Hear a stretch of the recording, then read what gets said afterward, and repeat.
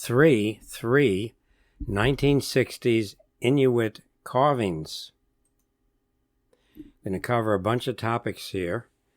A 1966 trip where I bought these three carvings. The Inuit soapstones, the history of that. Stony Rapids Hudson Bay Company store where they were bought. The carvers involved in it, including Conlucy, and I'm not going to try and pronounce some of these last names, I'll just try it once, Nayoumealook, and then Joe Adamie Tukai, and then my family memories, as you will see, and the memories of all the people involved on these three carvings. So in 1966, as a graduate student in biology at University of California, Riverside, I participated in a 4-person collecting trip in the northern part of Canada. We canoed for over 400 miles, looking mainly for mites. I was doing some vertebrate analysis and collecting. And from that, I have still a journal that I kept.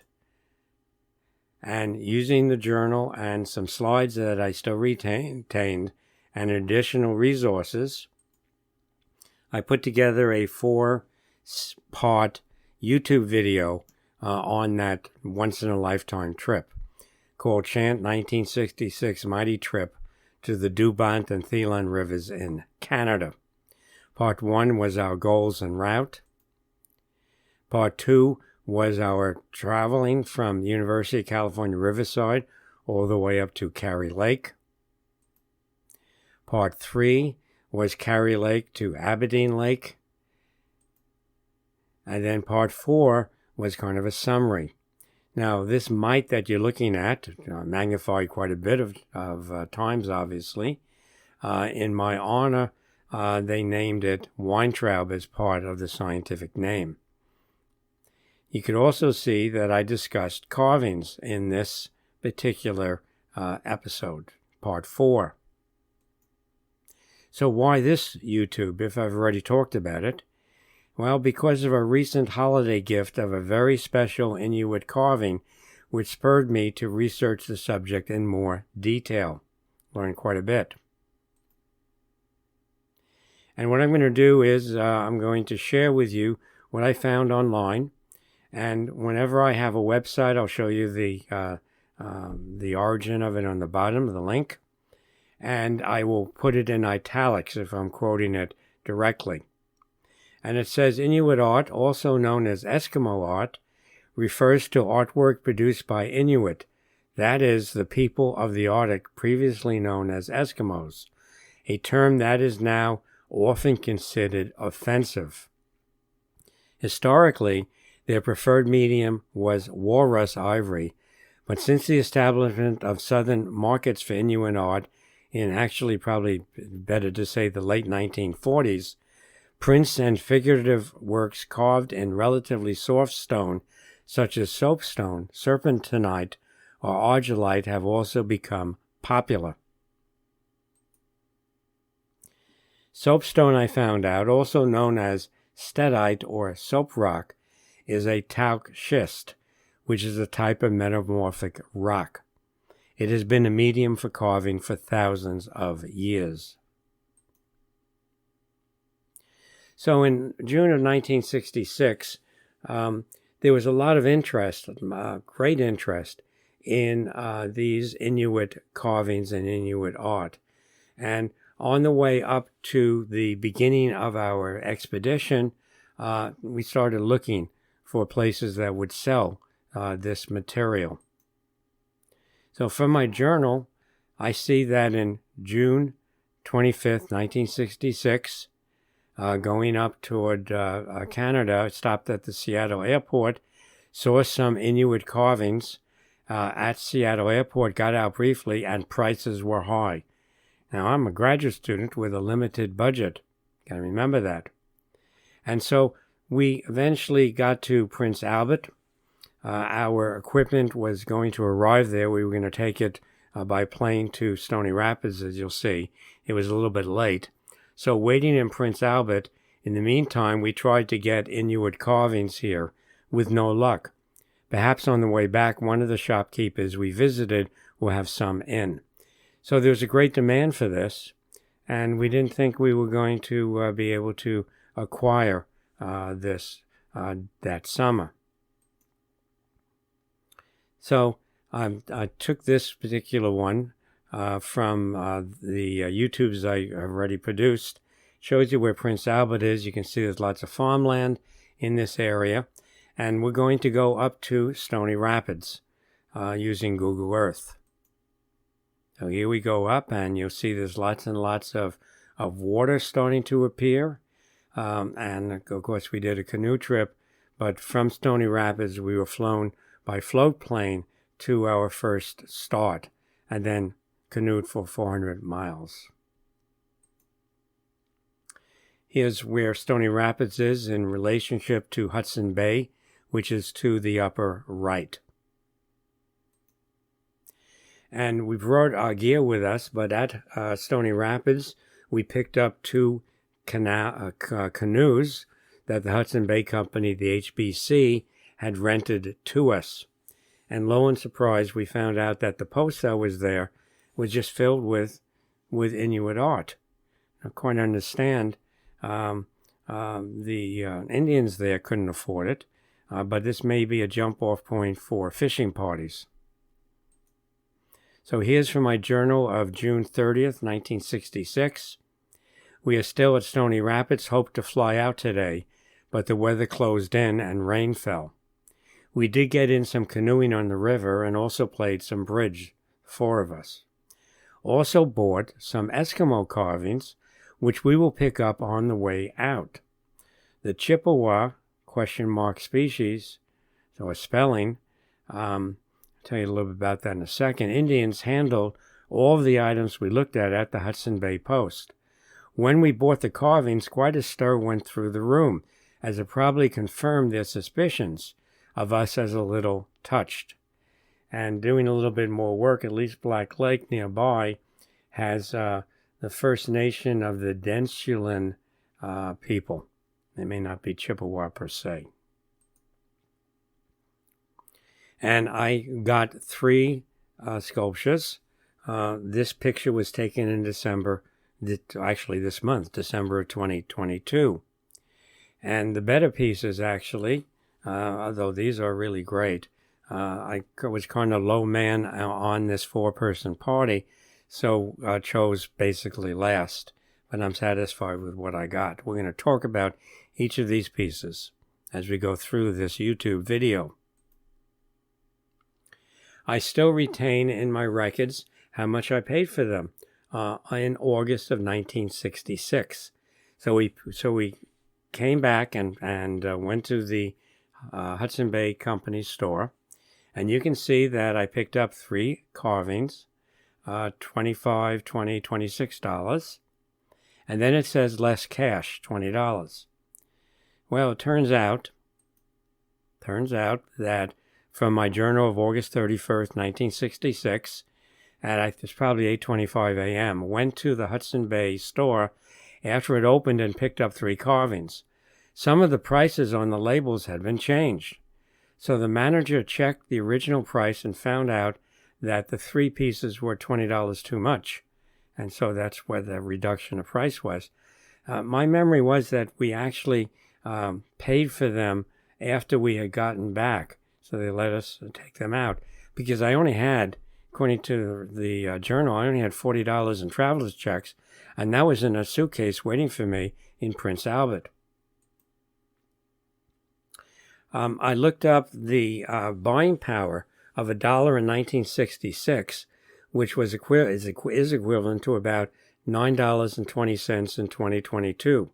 So the $53.84 I spent in 1966 as a poor, budget-constricted graduate student would buy $484.56 worth of items today. So it was a major investment. I wanted those souvenirs. They should be worth a lot more today, but in terms of memory, they're just priceless.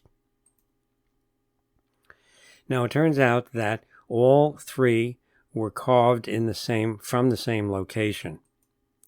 And the same location, and I went online and saw 5 different pronunciations for this. I'm going to mangle it, I'm sure. Inukjuak. Now, we're going to try that again. Is a northern village, Inuit community located on Hudson Bay in Nunavik. Its population is 1821 as of the 2021 Canadian census, and it was much less probably in 1966. Its former name was Port Harrison. It is not accessible by road, but by boat in summer and year-round by air through the airport. So, east side of Hudson Bay. And how it eventually got to a Hudson Bay Company post in Stony Rapids, is a story probably unto itself.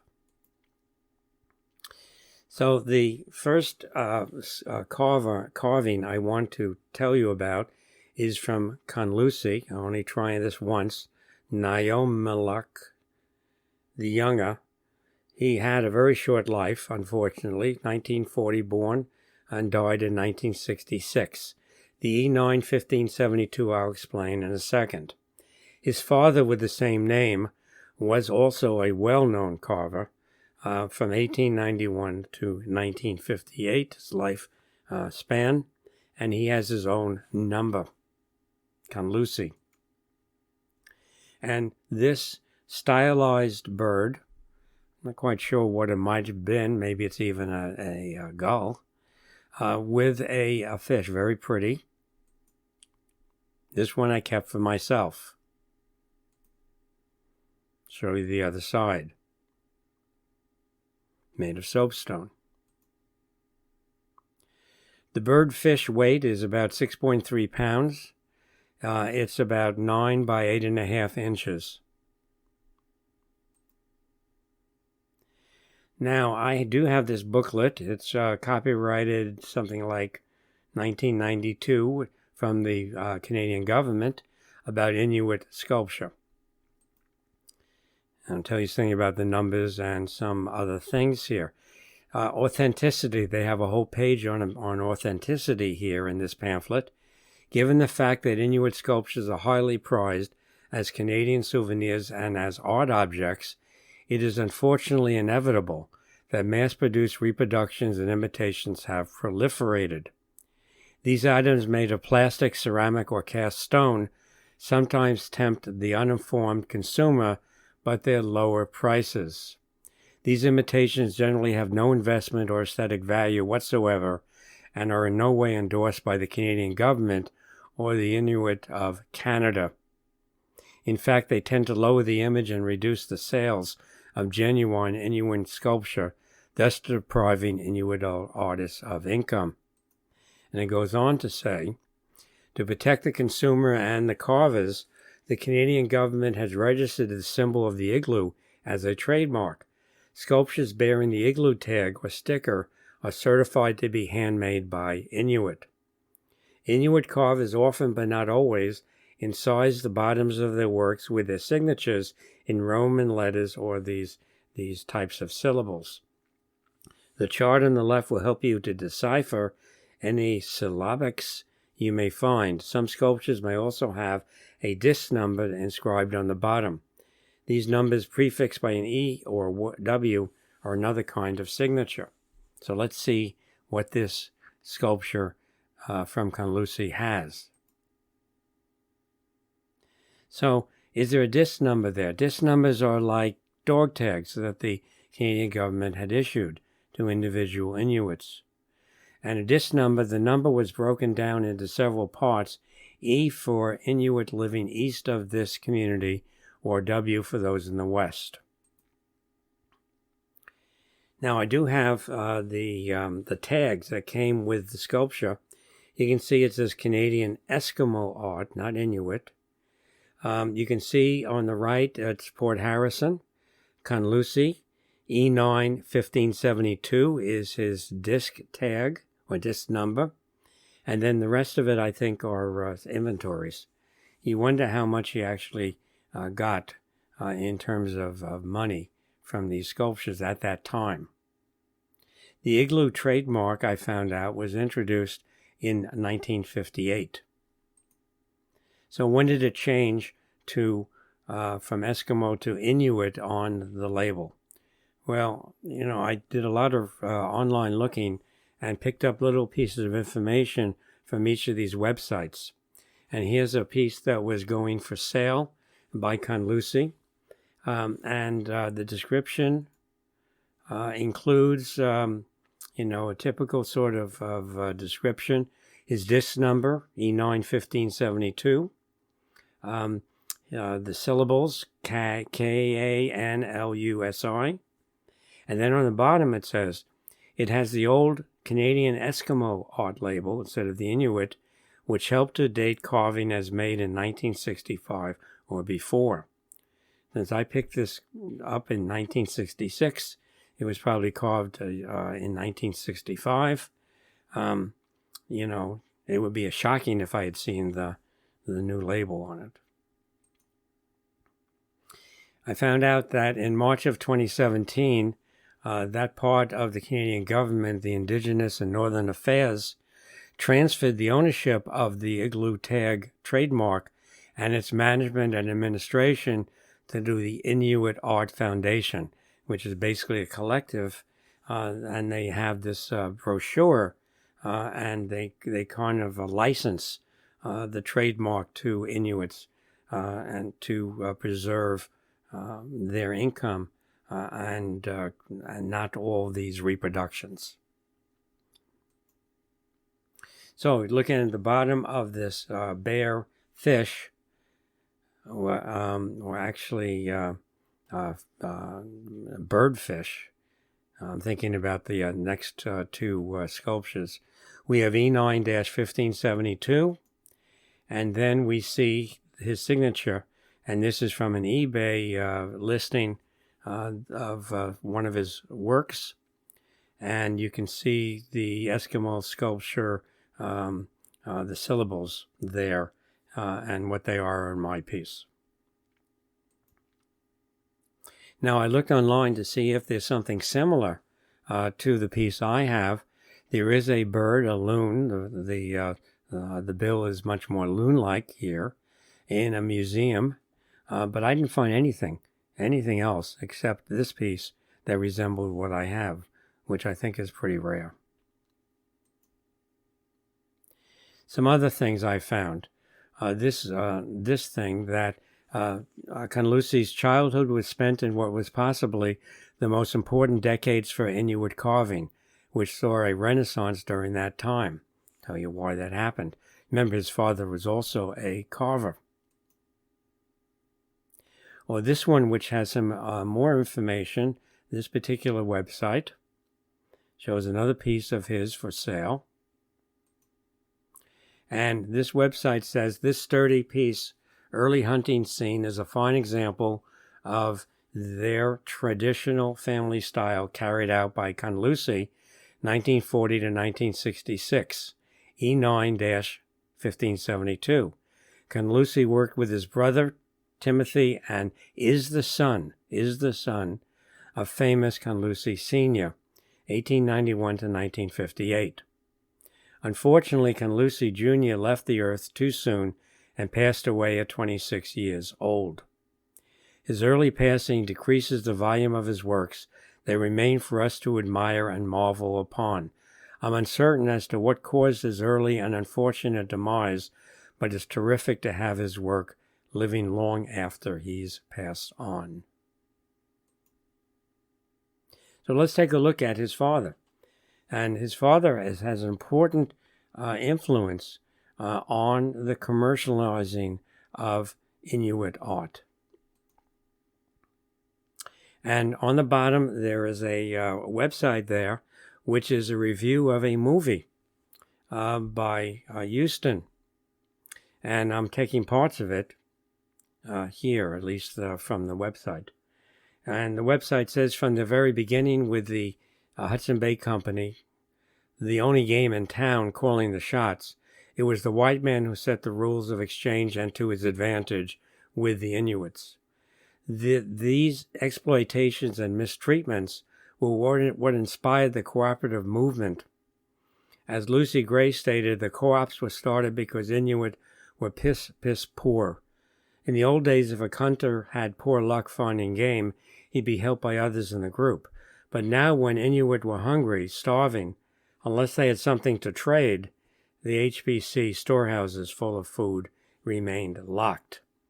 So they weren't in control of their own economics. Goes on. James A. Houston, this is an important part of Inuit art, commercialization.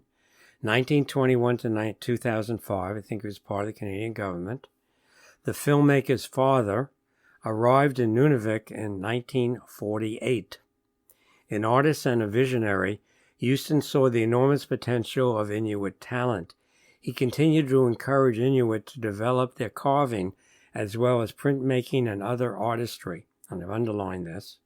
He is considered instrumental in bringing awareness and fostering an important worldwide market for Inuit creativity. And then this website goes on to show the writer-director John Huston, who directed this movie Leaving None Behind, and he's holding a soapstone. And he's reflecting on the soapstone carving given to his father by Conlucy, the original father, 1881, but it's not 1966, it's 1958, in 1948. In the film, Sarah Lee explained to John, this small carving of a caribou actually saved Inuit lives after Nayoumealook, the father, Conlucy Sr., carved it as a gift for your father, and your father in turn made it known worldwide. In the documentary, there's a touching scene where this very carving is lovingly passed among many of Nayoumealook's descendants who speak in awe of its significance. This was the first. I never thought I'd hold this. Never thought I'd see it. And actually, I can make that about the third sculpture, that I never thought I'd hold this again. All right, let's look at another carver.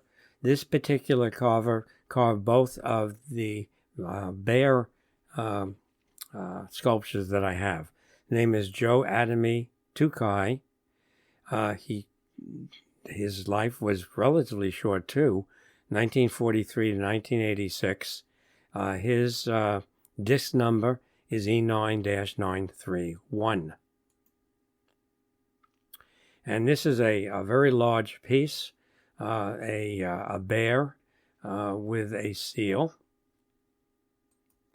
And this one I sent to my parents in New York. I was in California. If you notice, there's a hole on the base of the statue, of the sculpture. Another view. And I retrieved it on their deaths. You know, I just was reading an article about polar bears and, the warming that's going on up there. And that polar bears are having trouble getting seals as their food source because the ice and having ice holes that the seals come up, it's a hunting technique. It's difficult for them to hunt. And so it's a little ironic to see this bear seal sculpture. But as getting back to that hole, you can see it goes straight through.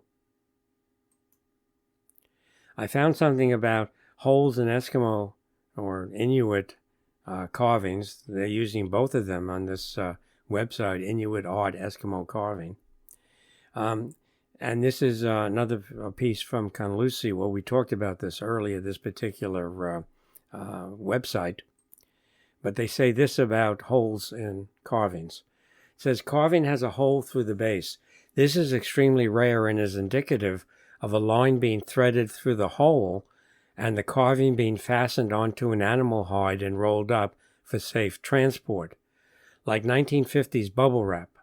Also, the holes were threaded with line and attached to the hide blankets and arranged as a teaching tool to help the children envision Arctic scenes, animals, anatomy, hunting posture, etc. These rare holes are not only period indicative, but they help us learn about Inuit life and traditional family education, as well as creativity. Scenes were created on the floor and carvings were often threaded into place in order to create real-life relativity, or they mean reality. I find these carvings to be fascinating as well as difficult to find, as is true with any older art. And there's the number E9-931 and the older Eskimo art label within the igloo. This bear seal weighs a hefty 8.4 pounds. It's about 7 inches wide by about 6.5 inches high. The third sculpture, this one here, done by the same carver. This one I gave to my brother. Unfortunately, he's no longer alive. But because of my nephew and daughter and the recent present I got during the holidays, it's back in my collection. So now I have all three of them. For the first time, I can hold all three after 56 years. And there's the E9-931 on the bottom. This one weighs about 7.6 pounds and it's about 6.5 by 5.5 inches high. And a little bit about the carver. This is from another website I found, that Joe Adamie enjoyed hunting and ski doing, which I guess is snowmobiling. But his favorite pastime was carving. His father, Seymour, and brother, Tomasi, were also sculptors living in this community, which was previously called Port Harrison. So I hope you enjoyed this YouTube and, moreover, have gotten a better appreciation of Inuit sculpture art. These three sculptures are more than mere rock. They're more than art, but they're filled with the memories of all that created them and touched them and handled them and hold them and will hold them in the future. This is another of my JDW talks on YouTube. I have YouTube talks on genealogy topics, census resources, Ellis Island immigration, natural history topics, virtual birding, field trips, birding optics, OC birds, and anything I'm interested in, including novelty zithers and biology songs. And with that, I'm going to end this YouTube.